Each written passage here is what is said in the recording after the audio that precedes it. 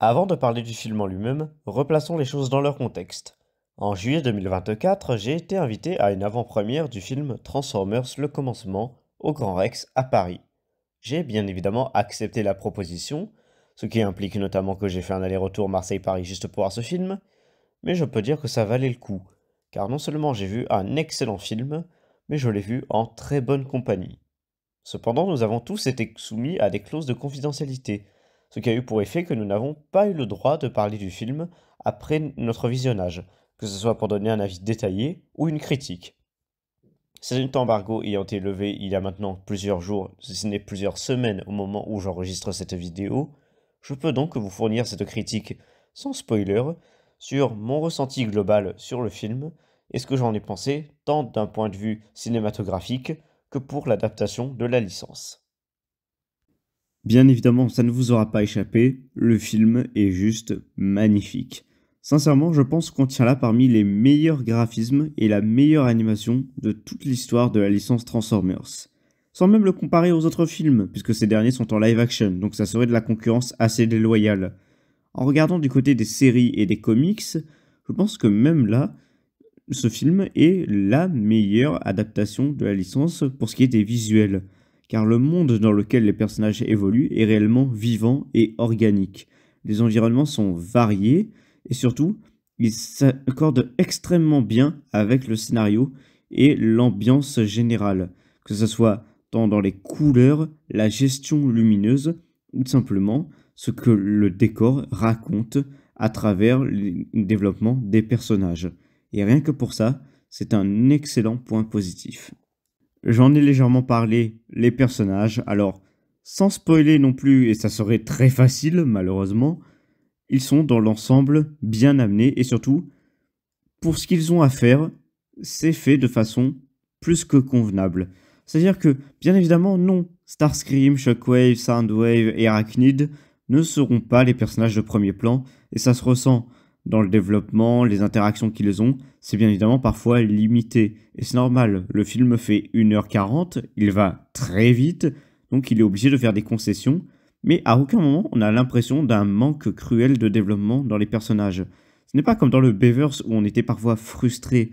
Là, on est content quand on voit ces personnages iconiques, mais surtout, on a juste hâte d'en voir encore plus, car le peu que l'on voit est juste bien amené et surtout bien construit. Et ça aussi, c'est une excellente chose. Mais surtout, un autre point qui est ma foi très important, c'est les références. Car croyez-moi, des références tant dans le visuel, le scénario, la musique, ou même juste des répliques parfois, il y en a absolument partout. Je pense honnêtement, même sans avoir trouvé toutes les références, que ça pioche dans tout le multivers Transformers. Et c'est excellent car le film non seulement va chercher loin parfois ses références, mais surtout, il sait les amener de façon pertinente et faire du neuf avec. C'est-à-dire que rien ne dénote du reste, rien ne donne l'impression d'être là juste pour faire plaisir aux fans. Car même d'un point de vue néophyte, le film peut être facilement compréhensible, car il apporte plusieurs niveaux de lecture. En effet, avoir ou non certaines références permettra d'avoir notamment des indices sur le scénario ou sur certains retournements de situation. Mais même là, on peut être surpris, car le film ajoute, comme je l'ai dit précédemment, du neuf, et surtout sait se démarquer de ce qui a déjà été fait par le passé. Et je l'ai légèrement évoqué en parlant des références, mais la musique est également excellente. Déjà, il est important de rappeler qu'au cinéma hollywoodien, il y a toujours deux types de musique.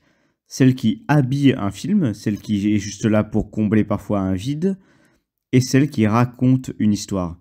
Et celle de ce film raconte l'histoire, et surtout accentue les émotions tant ressenties par les personnages que celles qui nous sont procurées par les visuels et la mise en scène. Car la musique s'accorde extrêmement bien à cela, et surtout, elle nous permet de donner de l'ampleur aux événements du film. Surtout vers la fin où ça devient de plus en plus grandiose et où tout s'accélère.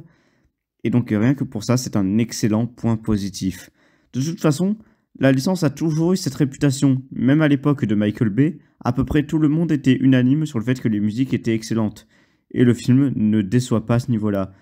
Sauf si vous n'aimez pas les reprises, car le film reprend beaucoup de thèmes déjà connus dans la licence. mais il l'utilise de façon pertinente à des moments clés où ça s'accorde très bien avec les scènes qu'on accorderait généralement plus à ces musiques.